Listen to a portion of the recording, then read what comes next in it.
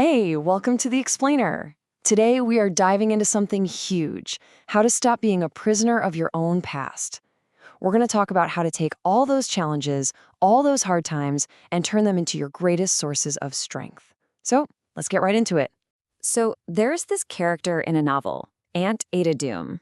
As a little girl, she saw something that really disturbed her. And that one single moment, she let it define her for the next 69 years. She basically became a recluse, totally convinced her life was cursed.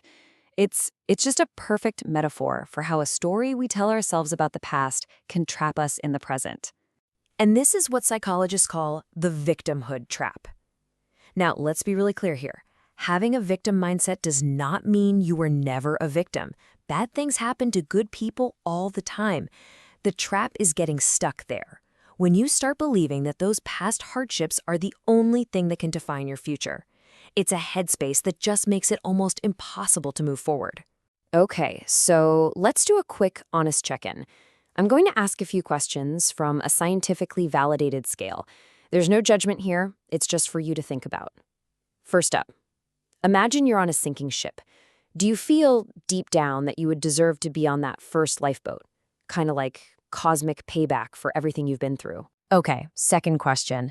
When you get frustrated, do you get this feeling that the universe just owes you one? That things should go your way for a change, precisely because life has been so hard on you? And last one.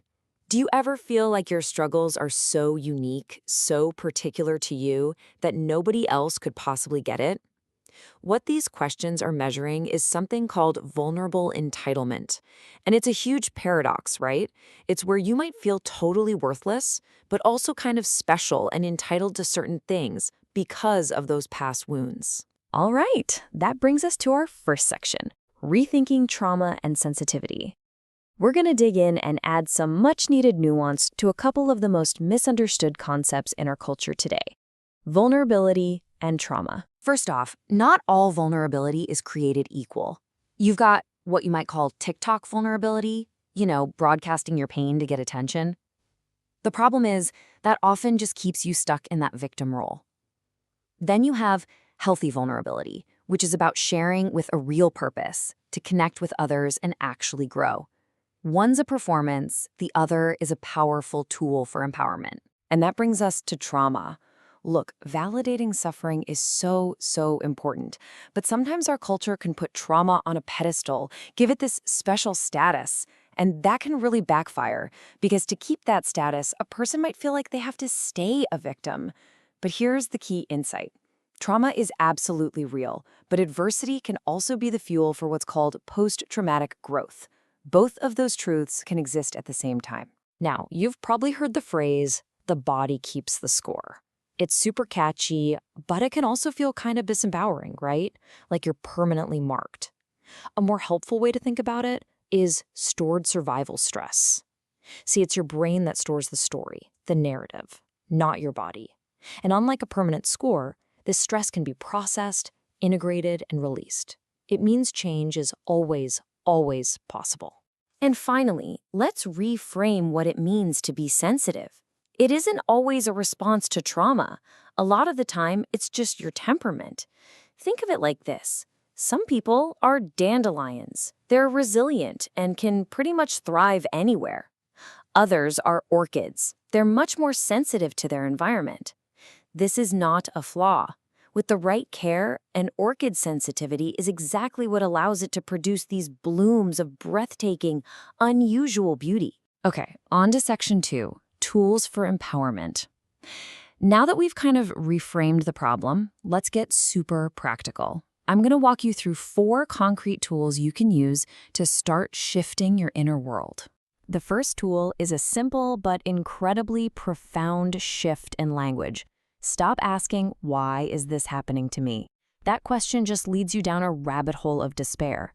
Instead, start asking, what can I do about this? Or what can I learn from this? See the difference? One keeps you stuck in a loop, the other immediately puts you in a state of action and empowerment.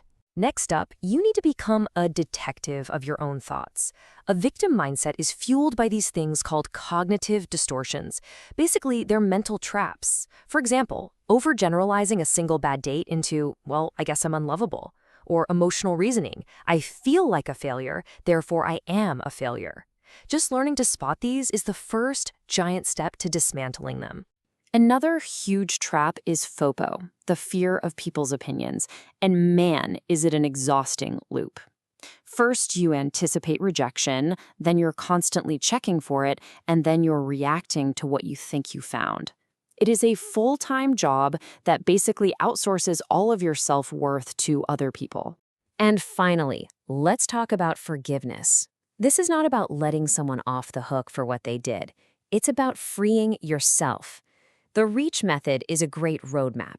You recall the hurt as objectively as you can, you try to empathize with the other person's perspective, you offer an altruistic gift of forgiveness, you commit to it, and then you hold on to that choice. You're not freeing them. You are cutting your own chains.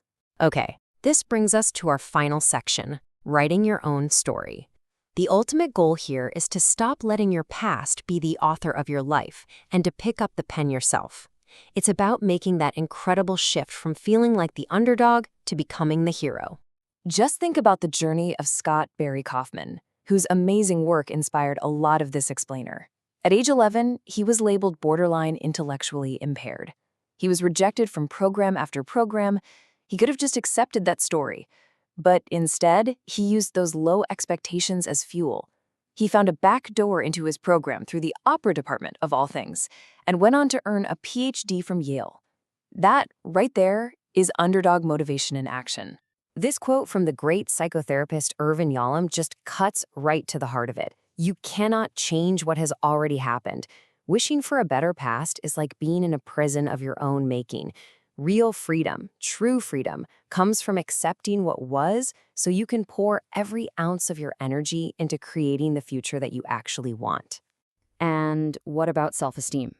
We're always told to just feel better about ourselves, but that's not how it works. Healthy self-esteem isn't some feeling you can just chase down. It's the reputation you earn with yourself by taking action, by building skills, by acting with integrity. It's an outcome, not a prerequisite. And let's end on this really profound idea. Yes, you have wounds. We all do. But you are not just your wounds. There is a core part of you that is resilient, that is whole, that has actually never been broken. Real bravery isn't just about staring your damage in the face. It's about finding and connecting with that invincible part of yourself. So, since you are the author of your life, what happens next? What choice? What single action, what new perspective could you take that turns your story from one of victimhood into one that is truly inspiring? What makes your story heroic?